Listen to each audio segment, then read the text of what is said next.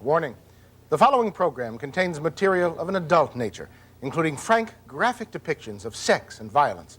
This material is generally considered to be unsuitable for children, and parental guidance is advised. And now, the evening news. It's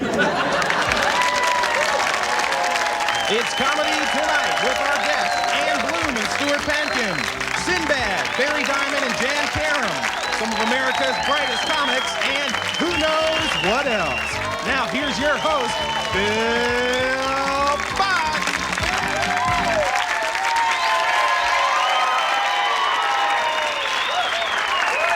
All right, thank you.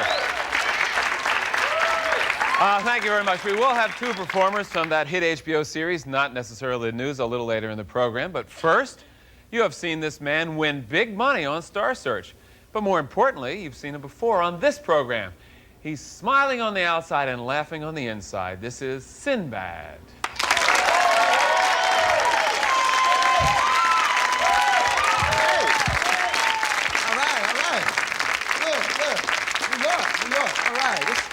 Y'all stop it! They're not paying you any money, don't fake it. I flew into New York this time and I'm happy because they flew me in. You ever flown this Region Air? Anybody have like an extra $3,000, $4,000? Just, it's hip, but this airlines, they are hip. You come in, they give you food, real food.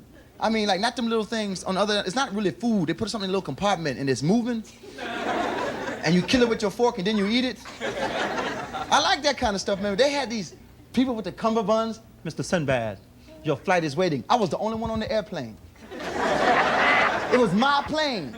I took hostages, man. I took the pilot as a hostage. We flew around Newark, landed, picked up some people, dropped them off in Brooklyn, messed them up totally, man. But I had a good time on the airlines, you know, because like most airlines you're flying, like them cheap airlines, I'm not gonna mention the name, but you know who it is. They make you fly to Newark no matter where you're going. I'm serious. I was going from Chicago, Detroit. They took me to Newark. So you laughing? That's not funny to me. That was an hour trip. Took us to Newark and then made us get on another plane just because they like doing stuff like that. And they don't even have like a PA system. Most people have their PA like, everyone boarding flight 171 to Detroit. Get on the plane now. Not these people's like, hey, shut up! Everybody going to LA and Chicago, get on the plane now! They didn't even slow the plane down. You had to run after the plane and jump on it. It's the only plane I've ever seen where they let you stand up. They had these little things you can hang on. They didn't have any food. They had like one stewardess like with 4 bags of peanuts. Fight for it. I beat this old woman up and got me some peanuts. Man. She was too weak. You've done it, like, my man. You gotta get them peanuts, man. God. But the thing is, like flying is bad for me because like I have long legs, so I always take the aisle seat. And that's the worst seat to take because the stewardess always hitting your head with their butt. And they do it on purpose because they see you sleeping. Sorry. And you sit there, man, on the aisle and they run over your feet with the cart with the food and they park it on your feet. Like it belongs on your foot. And now they've changed in their line. They got ugly stewardesses now. They got some ugly stewardesses. And they do it on purpose so you won't ask for stuff. Because she come, can I help you? Yo, just give me a pillow and put it over your face. And then they lie to you on the airlines about them like flotation devices. Like, you know, your seat is a flotation device. If 800 people have sat on the seat, it's gonna sink. I'm not gonna hang on to the seat. I'm gonna find a big fat person and sit on them, because I'm gonna live. When they come get us, yeah, we had 4 bags of peanuts, we ate good. But I like riding the bus most of the time, though, because bus is real. Because when you ride the bus, you just ride with, like, killers. Because people that ride the bus, my man from Brooklyn, yeah, the bus is happening. Because the buses, man, you have to have that bus face when you ride the buses. You do, because if you don't want nobody sitting next to you, you can have that face like you just killed 8, 9 people. If you look happy, people sit next to you. Oh, yeah. People bring like 8 children, put them in one seat. I like to sit in my chair when people come next to me. Is this seat taken? No. Go ahead, sit down. I like people like you. People will stand up and not sit next to you, man. But my main thing is, like, I like driving, too. I drive all over the country doing comedy, man. But my thing is, I used to use this stuff, no-dos. You'll kill yourself. Because no-dos will fool you. Your eyes will stay open, but your body falls asleep. I was driving going, I feel good. My hands said, well, let the eye drive. And then you do dumb stuff, right? You put on the air conditioner, like you're going to freeze yourself awake. Your hands like glued to the wheel when they find your body. God, man. And men won't admit when they get lost, will they, ladies? A man will get lost, and y'all know what y'all do to us. You see we're lost, and we're about to turn around. You know we're lost, don't you? And now the man got to keep driving. Oh, we lost, huh? Oh, we lost, huh? Well, let's lose a little more, huh? We lost, huh? And my mother would always look at us. Don't be stupid like your father when you grow up. When you get lost, just turn the car around. Thank you very much.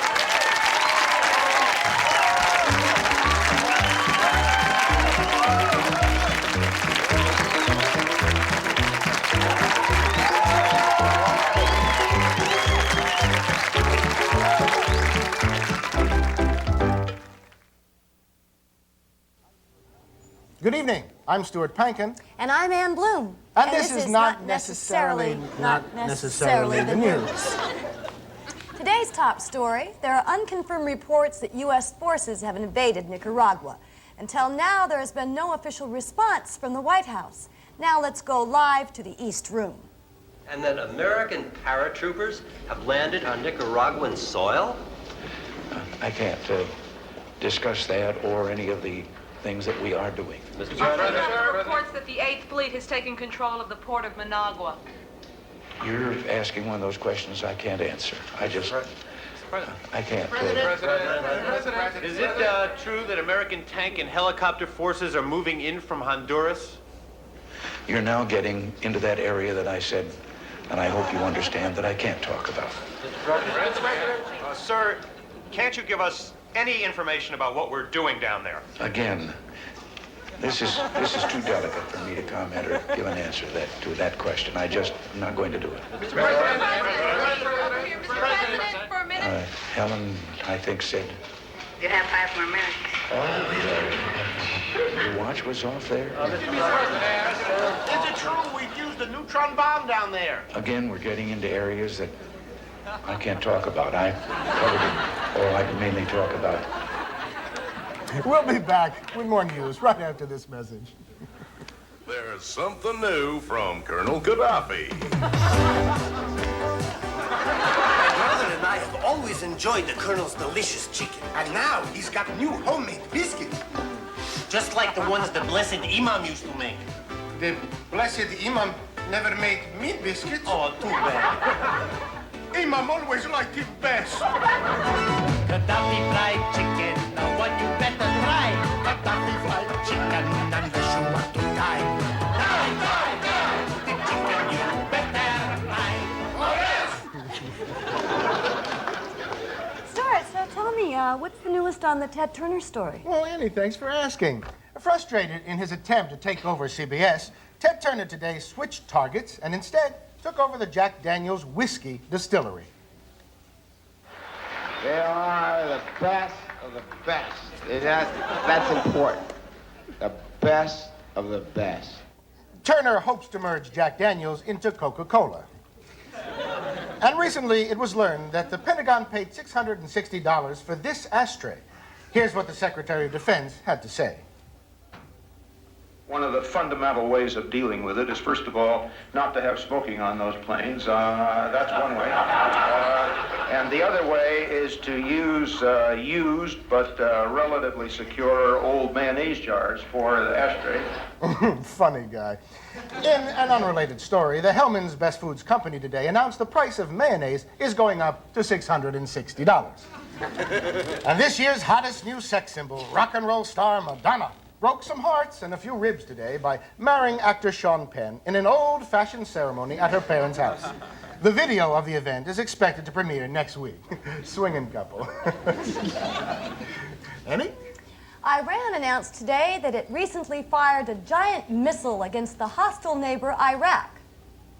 The massive weapon is expected to reach Iraq in about 3 weeks. Meanwhile, that miracle in France, the one where the people claim to see the face of Jesus Christ on the side of an old apartment house, has turned out to be a hoax. Experts say it's not the face of Christ, but the face of a former maintenance man who worked on the building's plumbing last summer. In other news, after losing the heavyweight title, boxer Larry Holmes had some harsh words to say about Boston, Massachusetts. Face the truth. You can go back to Boston and wherever you come from with Steve Morantz and all the other people in Boston that I think is all racist. and Chef Boston up. Today, Boston's Chamber of Commerce issued an angry denial saying that Holmes' comments only perpetrated the outdated myth that Boston is a small city. And, taking the cue from the national campaign to find missing children by putting their pictures on milk cartons, the nation's distillers have offered out to help by putting photos of missing parents on liquor bottles. Well, that brings us to the end of tonight's Not Necessarily the News Report. For Ann Bloom, this is Stuart Pankin. Good night. Good night. Coming up, someone who's 20% funnier than the Brand X comedian.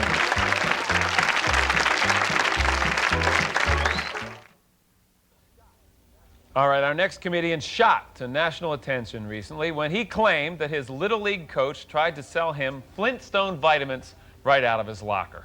Here is Barry Diamond. Thank you. Thank you very, very much. I am so happy to be here tonight on Comedy Tonight, where the aspiring young comedians of today are the heavy construction workers of tomorrow.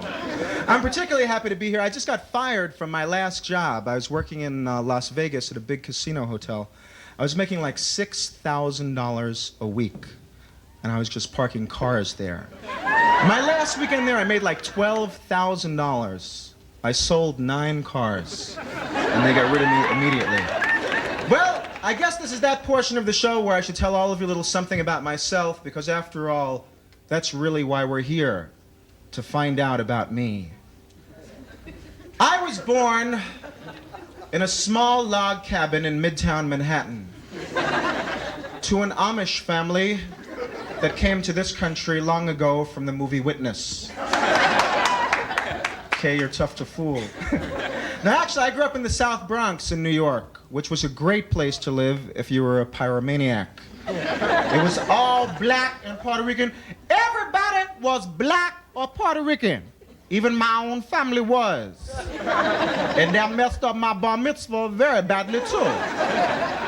I had 200 black and Puerto Rican maniacs running around a catering hall looking for gefilte fish and dope. Not necessarily in that order.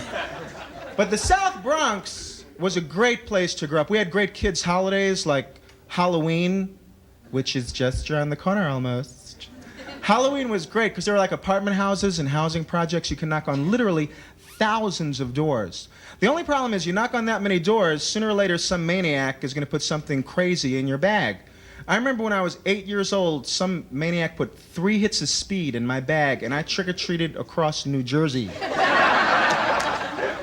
Speaking of New Jersey reminds me of a song about my very, very favorite city in New Jersey that I'd kind of like to do for you right now because I'm not particularly busy. The loveliness of Paris seems somehow sadly gay.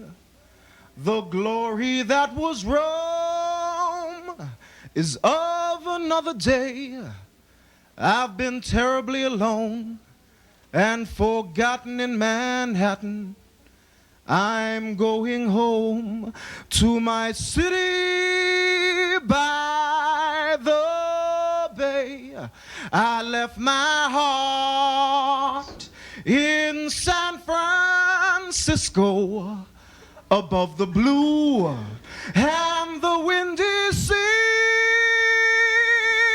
When I come home to you, San Francisco, your golden sun will shine for me.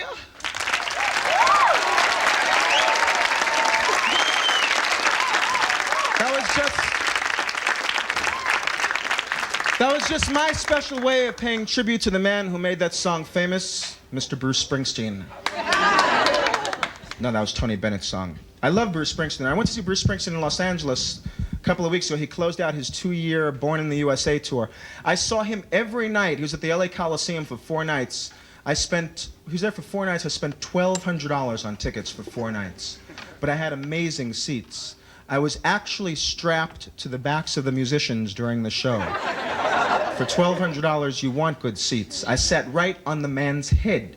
He said, I can't sing. I said, I don't care. This seat cost me $300. I love that guy. But love is the most important thing in all of life. Love. If you learn nothing else from this show tonight, love. And Stephen Stills, the great songwriter and social scientist, once said, if you can't be with the one you love, then find some stranger and have sex with that person. Thank you very much.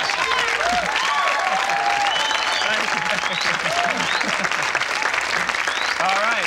Thank you, Barry. You look so cute. Oh, and thank you very much.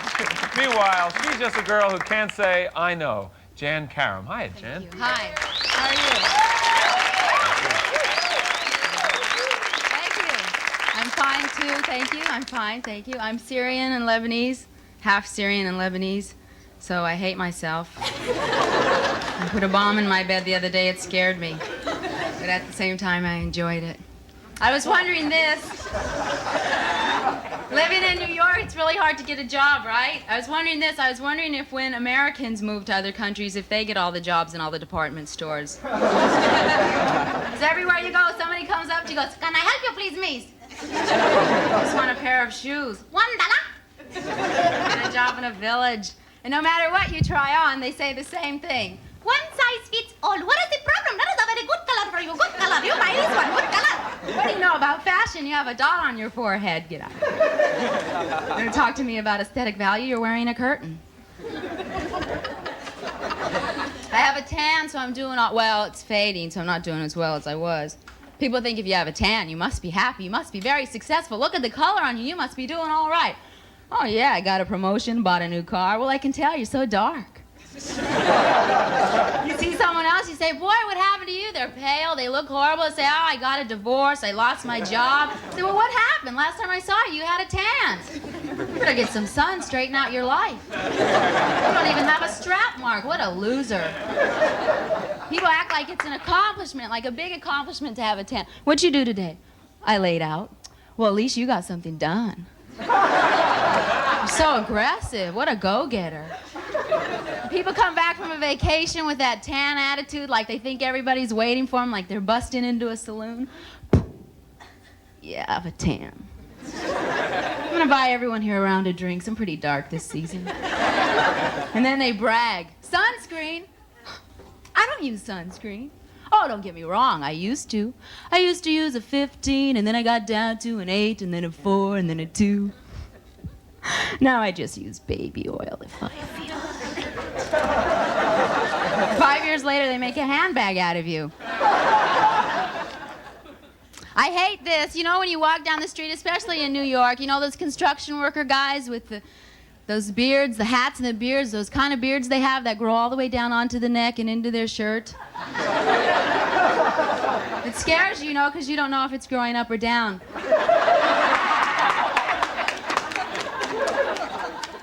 Some girl walks by, and they always make those sounds to call them over. Mama, mama, mama, mama. Ow! Ow, ow, ow, ow, ow, ow, ow, ow. What does this mean? We aren't attracted to these sounds. If we were some kind of animal, we might go over there. Was that a parakeet? Ooh, I love that. Do it again. The reason why they make those sounds, though, is because they're intimidated at first, so they practice all day on pigeons.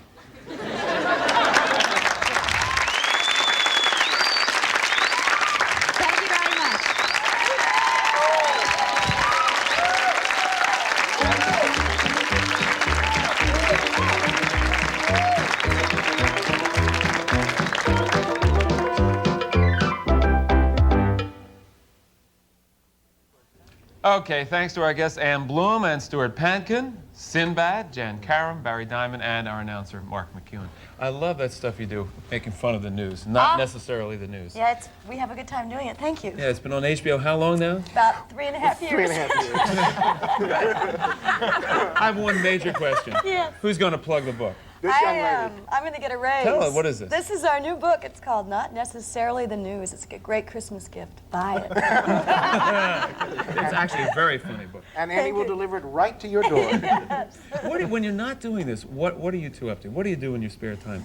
Well, Annie and I just were in Dallas, Texas, doing a movie called The Dirt Bike Kid, which will be out in November 22nd in Dallas. Dirt Bike Kid. The Dirt Bike Kid. It's fun for the whole family because I figure I get enough sex and violence at home, so when I go to the movie, I want family entertainment. How about you? It is a family film. Well, I got back from Dallas, and my cat got very upset that she wasn't making movies, so I made a movie with my cat that I just finished. You produced a movie with your cat? What's it called? I wrote, it's called Betty Turns the Trick. And it's starring myself and introducing Betty as How long a film Betty. is this? It's about 3.5 minutes. It's an epic. We have, Richard, we have 3.5 minutes for the show, right? Right? Good. You want to come show it on our program? Well, I'd certainly go home and ask Betty. We'll see if she wants to do it. Okay, I'll get back to you. Hey, Sinbad, Yes. you hit New York, right? First stop was one of the big downtown clubs area. Is that downtown? Yeah, that's the downtown area. Bad, man. It's Tell terrible. us about it. What was your impression there? I'm freaked because you can't just go in. They have to pick you. It's like, if you're ugly, you ain't gonna play. And I saw ugly people like, we ain't gonna never get in, man. We ain't gonna never get in. And if you wear like blue streaks in your hair and like a dress and your underwear dirty, they let you in. So how'd you make out? Well, I didn't get in until I changed my underwear. When I put my dirty underwear on, I got in.